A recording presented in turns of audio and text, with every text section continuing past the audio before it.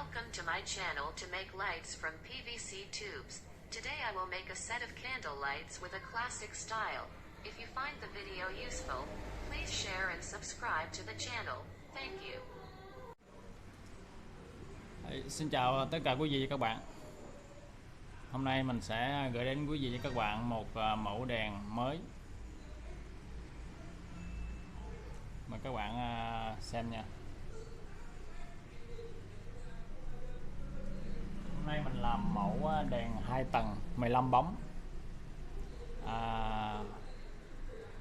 Nó có 2 tầng bóng, ở trên 5 và dưới là 10. Nó hình dạng tròn, hai cái vòng tròn. Ở đây mình khoan lỗ, mình cái ống này là cái ống phi 20, ống chạy dây điện phi 20 ha. Mình uốn tròn. Đường kính của nó là 50. Và đây mình khoan sẵn, mình chưa làm một lỗ, mình khoan mẫu các bạn xem nha.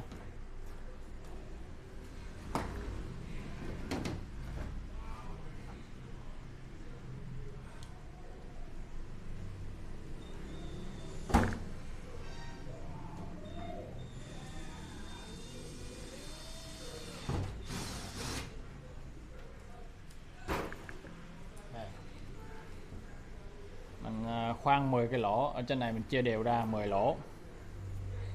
Và bây giờ mình sẽ xem một cái này.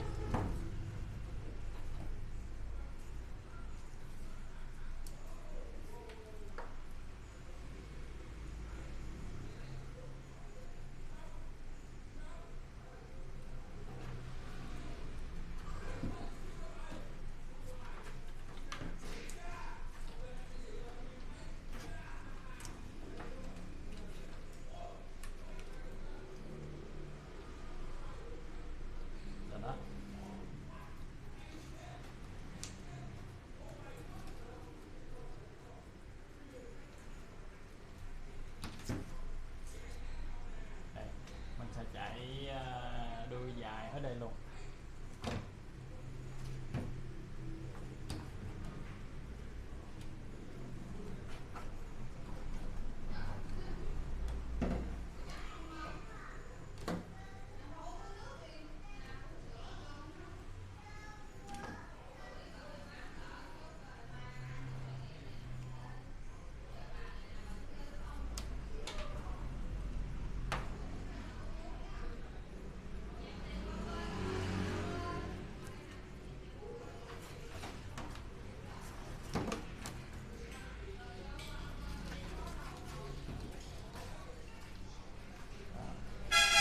Ở đây thì mình xài cái đuôi này, đuôi E14 ha, đuôi cũ hồi trước tới giờ mình xài. Thì mình dặn cái nắp này ra, ở dưới ra, lần này mình không cần cái nắp này. Sau đó mình khoan cái mũi khoan 10 ly, khoan xong nhát cái này xuống là nó vừa luôn. Và lần lượt mình sẽ hai cái mình làm giống nhau luôn. Và mình đã lắp xong mấy cái đuôi. Đây, nó là toàn cái nó là như vậy, tròn. Mình sẽ chạy dây điện ở trong này, mình cắt những cái khe ở trong này, và dây điện mình nối xong mình giấu ở trong đây ha. Bên ngoài nhìn vô không có thấy. Cái này cũng vậy luôn.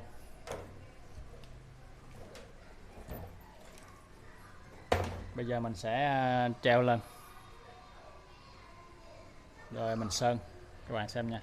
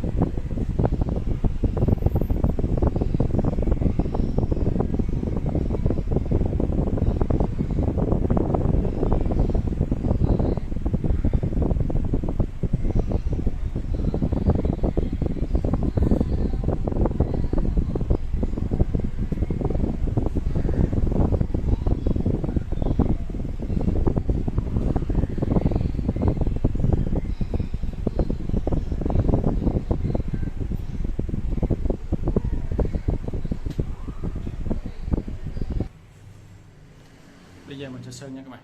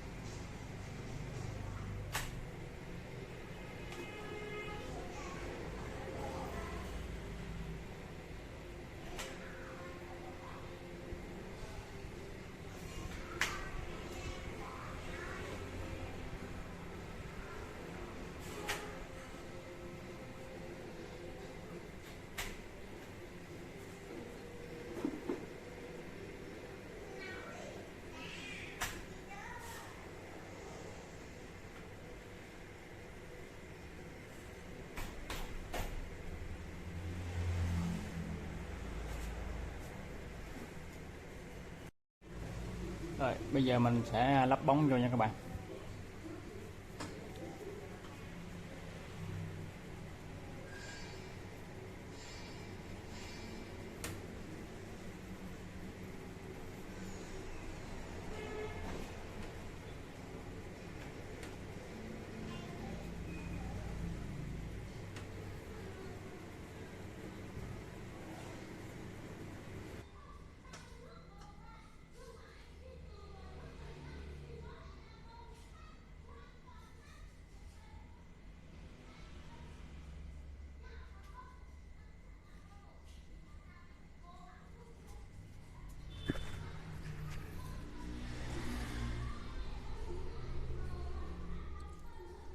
Rồi, mình giờ mới ráp bóng đèn xong. Bây giờ mình bật đèn thử nha các bạn.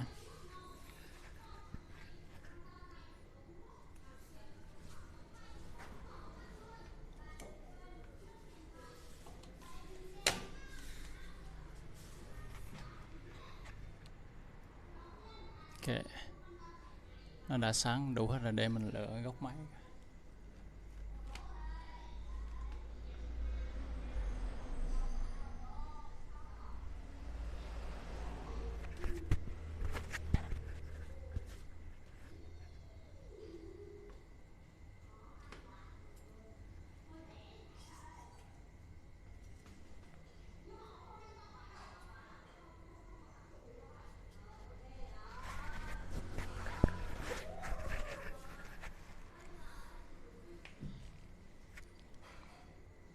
Đây mình đang quay ở dưới quay lên.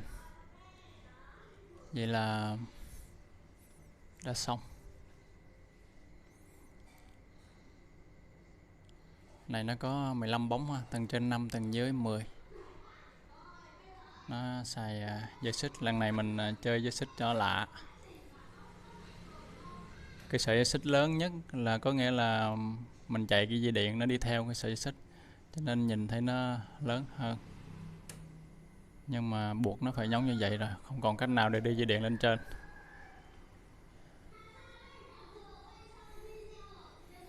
Bộ này thì nó hơi cổ điển. Này là phong cách châu Âu á. Cũng rất là dễ làm thôi.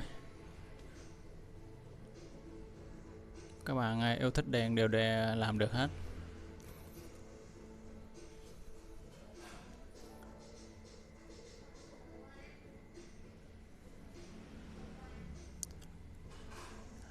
Bạn nào xem kênh của mình chưa đăng ký thì hãy đăng ký kênh và nhấn vào cái chuông để nhận được thông báo khi mình ra video mới.